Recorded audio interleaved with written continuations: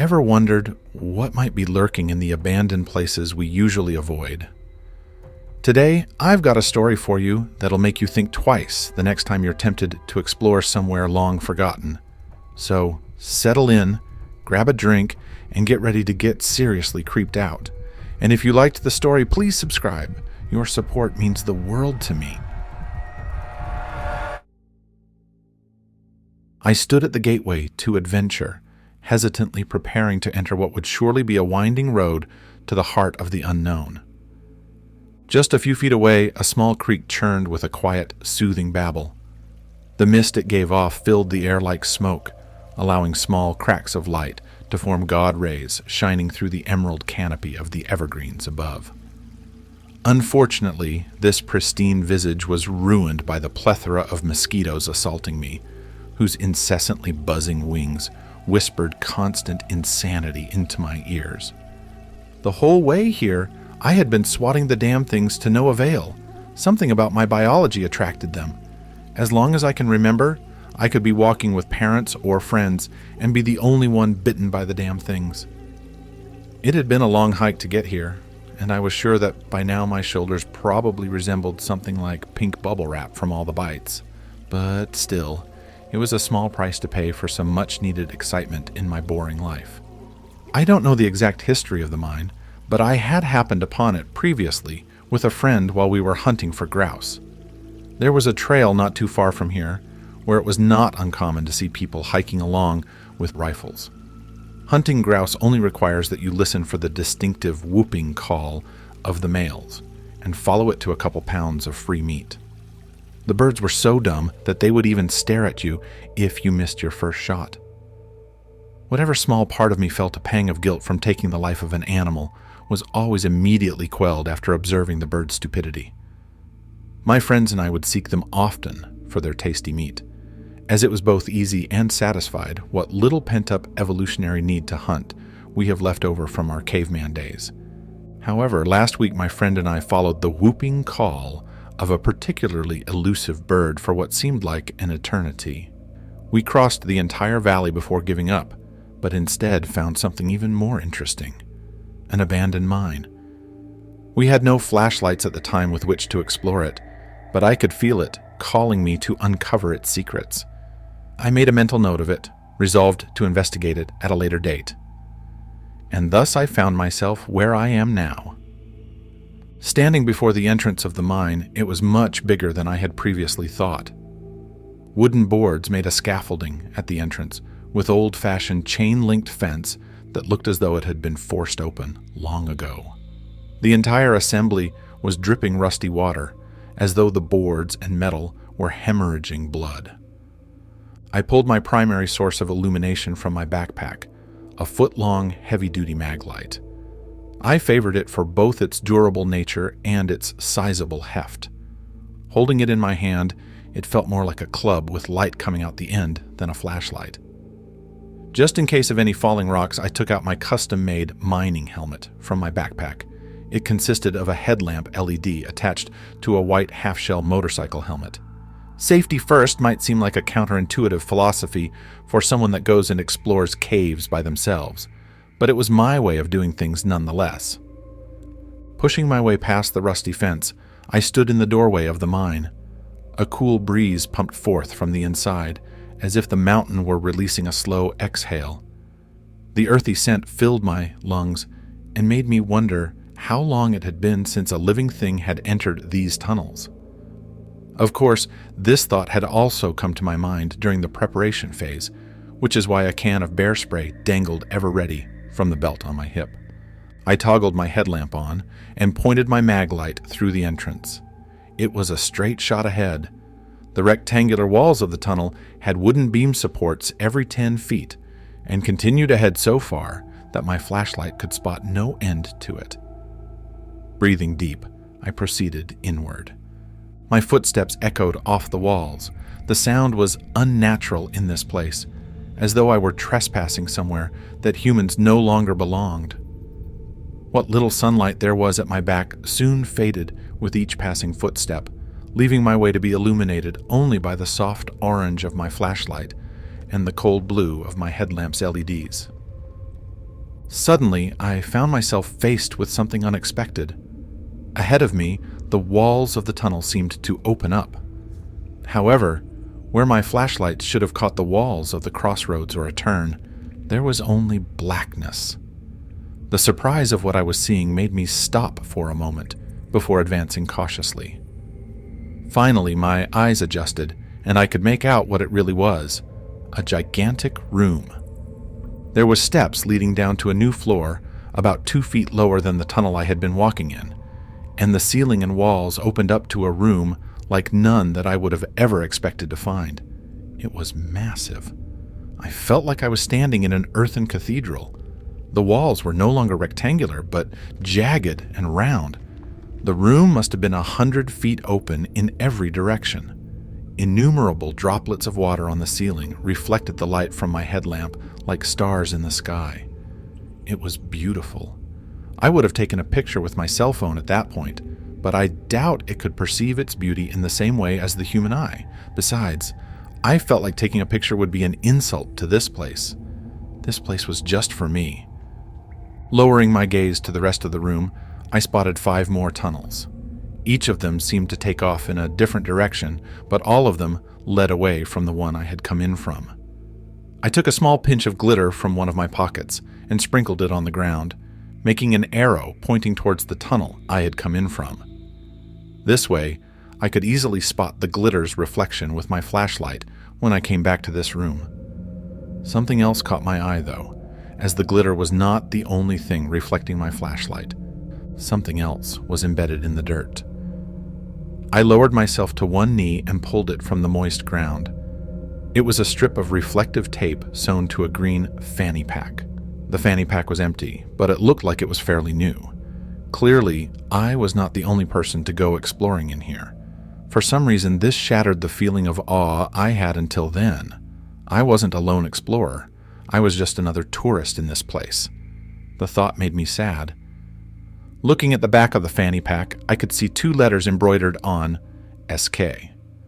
I don't know why, but something about it seemed familiar to me. I couldn't put my finger on it, though. I sat down on a beam in the center of the room and tried to think about it, but nothing came to mind. I had rested long enough. It was time to continue my exploration. There were 5 more tunnels to look into. Taking a piece of chalk from my backpack, I wrote numbers on the pilings by the entrance to each of the tunnels. 5 tunnels, 5 more doors to the unknown. I didn't know how long they would go on for, and I only had another few hours before it would start to get dark outside. Rather than do them in order, I opted to go down tunnel number 4, my lucky number. The ground became moistened in this tunnel.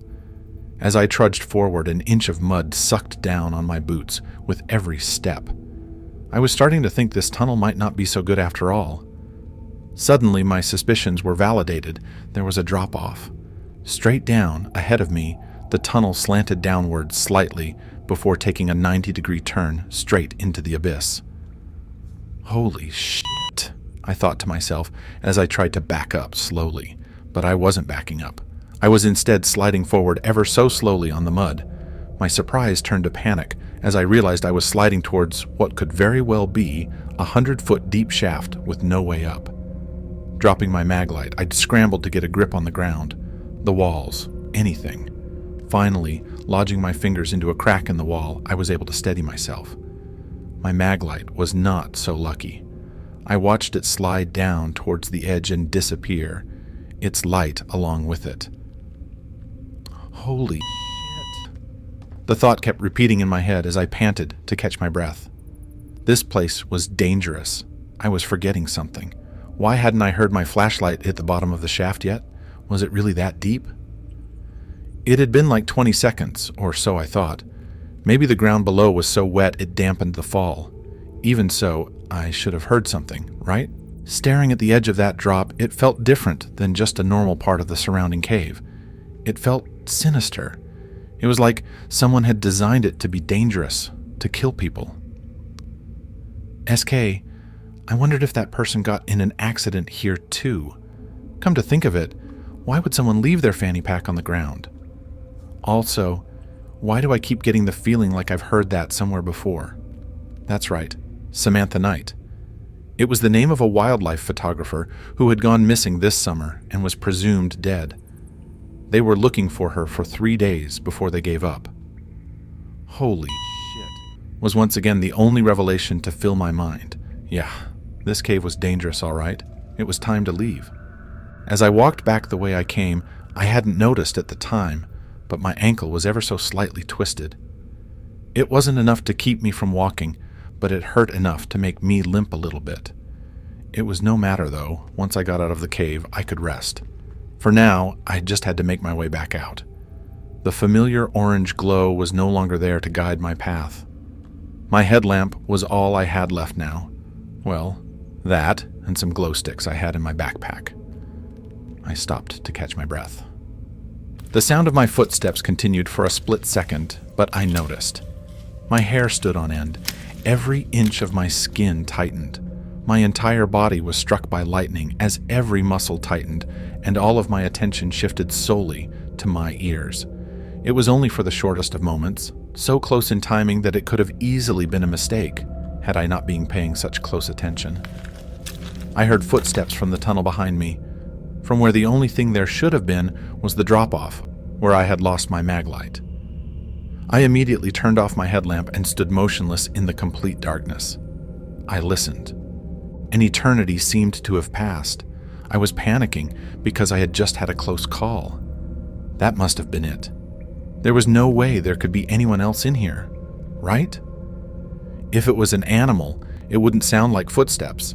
If it was a person, they would have had to climb up from that slimy vertical drop.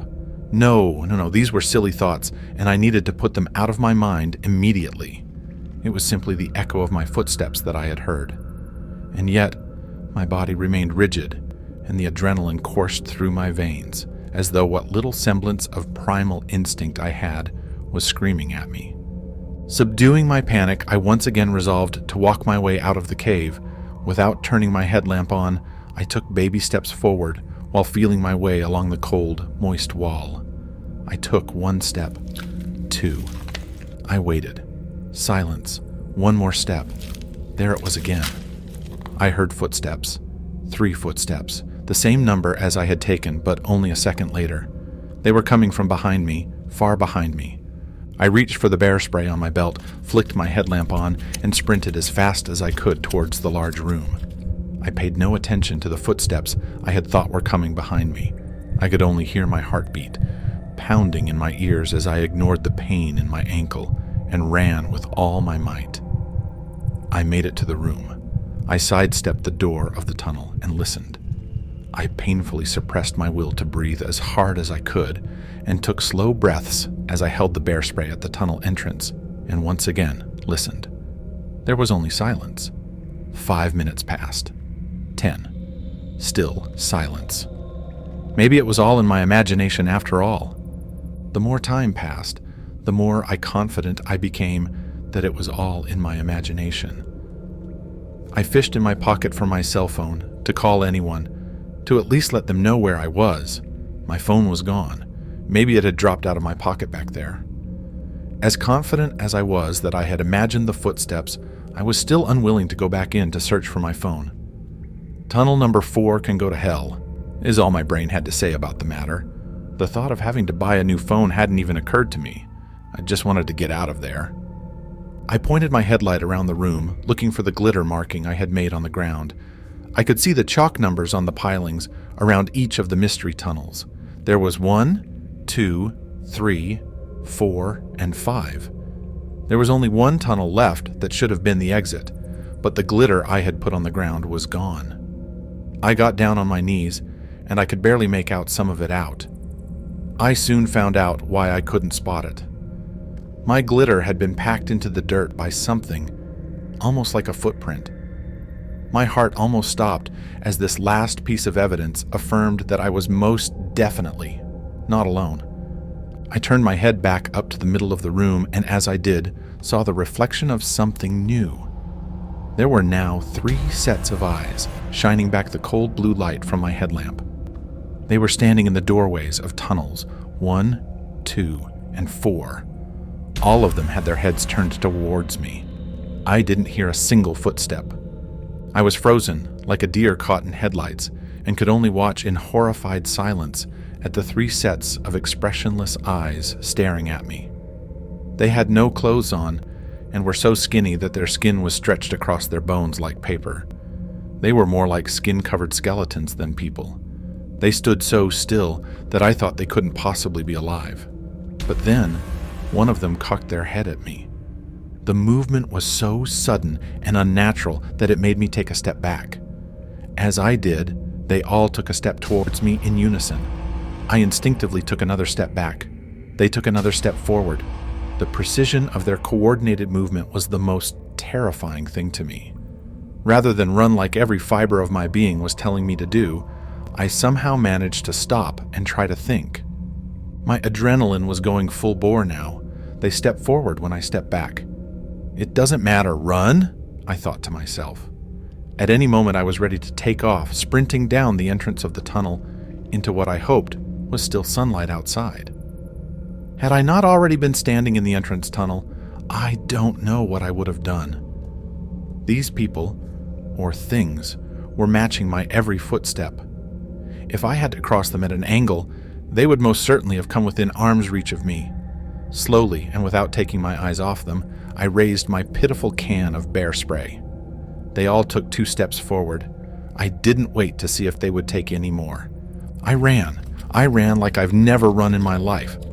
As I ran, I held the bear spray behind me with one arm, discharging it into the darkness behind me. I ran so hard that I even twisted my ankle again so badly that it probably broke, but still gave it no notice. I could see the sunlight of the cave entrance ahead and came leaping out the entrance like a damned soul escaping from hell itself. Looking back at the entrance of the mine, I saw the ever so faint reflection of eyes. They were still there. They were watching me from just inside the entrance, but they either would not or could not follow me. I have never told anyone about what happened, at least until now. I felt like doing so would be breaking some unspoken rule.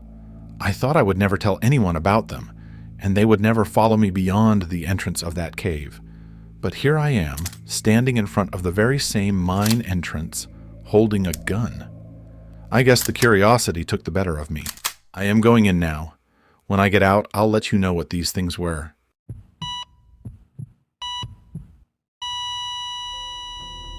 Thanks for sticking around until the end.